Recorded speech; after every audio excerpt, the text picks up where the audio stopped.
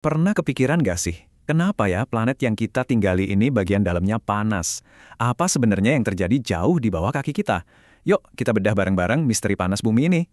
Ini pertanyaan yang kelihatannya simpel ya, tapi jawabannya, wah itu bakal bawa kita ke perjalanan yang seru, langsung ke inti planet kita, dan bahkan mengungkap salah satu sumber energi paling dahsyat. Oke, sebelum kita lanjut, ada satu istilah keren yang perlu kita tahu.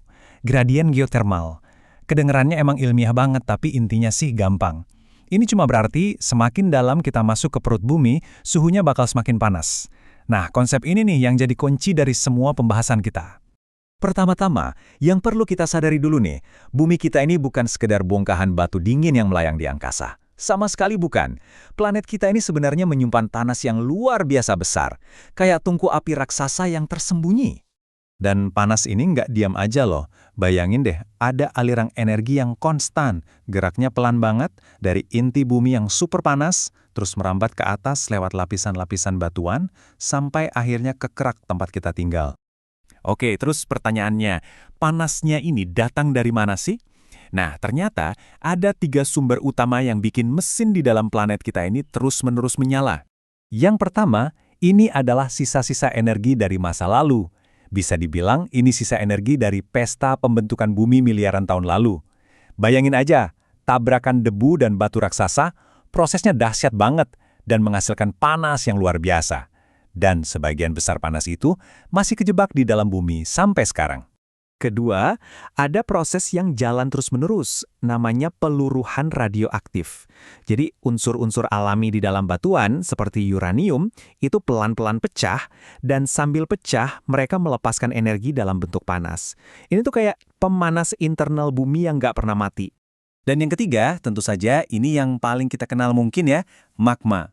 Batuan cair super panas yang bergerak di bawah permukaan ini jadi sumber panas yang sangat terkonsentrasi, apalagi di daerah-daerah dekat gunung berapi.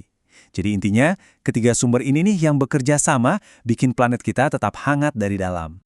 Oke, kita udah tahu sumber panasnya. Sekarang yuk kita balik lagi ke konsep gradien geothermal tadi. Gimana sih persisnya kenaikan suhu ini kalau kita makin turun ke bawah? Nah, seberapa cepat sih suhunya naik? Rata-rata nih ya, untuk setiap 100 meter kita turun ke dalam kerak bumi, suhunya itu akan naik sekitar 2-3 derajat Celcius. Kelihatannya sedikit ya? Tapi jangan salah. Kalau turunnya ribuan meter, peningkatannya jadi cepet banget. Coba deh kita lihat tabel ini biar lebih kebayang. Misalnya kita lagi menambang atau mengebor. Baru turun 1 kilometer aja, suhunya udah jauh lebih panas dari di atas. Bikin kerja jadi susah pastinya. Nah coba bayangin kalau sampai 3 kilometer, wih suhunya bisa ekstrim banget bahkan sampai bisa merebus air. Tapi tunggu dulu, angka rata-rata tadi itu nggak berlaku di semua tempat loh. Kalau kita ngomongin daerah dekat gunung berapi, di mana magma itu lebih dekat ke permukaan, wah kenaikan suhunya bisa jauh lebih drastis. Terus gimana caranya panas dari dalam bumi ini bisa ngongol di dunia kita? Sebenarnya ada beberapa cara yang jelas banget di mana kita bisa lihat dan ngerasain energi ini di permukaan. Anda pasti pernah dengar atau bahkan lihat kan, kayak pemandian air panas yang bikin rileks, atau geyser yang nyemburin air mendidih ke udara, atau fumarole yang ngeluarin uap panas dari tanah. Nah itu semua tuh tanda-tanda di mana panas dari dalam bumi lagi deket banget sama kita di permukaan. Biar gampang bayanginnya, ada analogi yang oke banget nih. Anggap aja, bumi itu kayak telur rebus raksasa yang masih anget. Cangkangnya itu kerak bumi tempat kita injak. Putih telurnya itu mantel, dan kuning telurnya, nah itu intinya yang super panas. Panasnya tuh kan alami, pelan-pelan menyebar dari kuning telur ke bagian luar.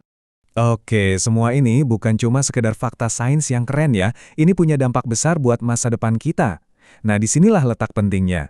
Panas alami dari planet kita ini ternyata adalah sumber energi yang luar biasa banget. Energi panas bumi atau geothermal itu bersih banget. Kenapa? Karena kita nggak perlu bakar apa-apa buat dapetinnya. Artinya polusinya minim banget. Dan yang paling penting, karena panas di dalam bumi ini praktis nggak ada habisnya, ini jadi sumber energi yang bisa kita andalkan untuk jangka waktu yang sangat panjang. Dan ini relevan banget buat negara-negara yang ada di cincin api Pasifik. Contohnya, ya Indonesia. Lokasi geografis kita yang bikin banyak gunung berapi itu, di sisi lain, justru ngasih kita akses luar biasa ke sumber energi bersih dan kuat ini. Nah, setelah kita bahas semua ini, jadi muncul satu pertanyaan yang menarik kan? Selama ini kalau kita ngomongin energi bersih, kita seringnya lihat ke atas, ke matahari. Tapi gimana kalau ternyata salah satu solusi terbesar dan paling stabil itu justru ada di bawah kaki kita? Jadi menurut Anda, bagaimana kita seharusnya menyeimbangkan energi dari langit dengan energi dari perut bumi untuk masa depan kita?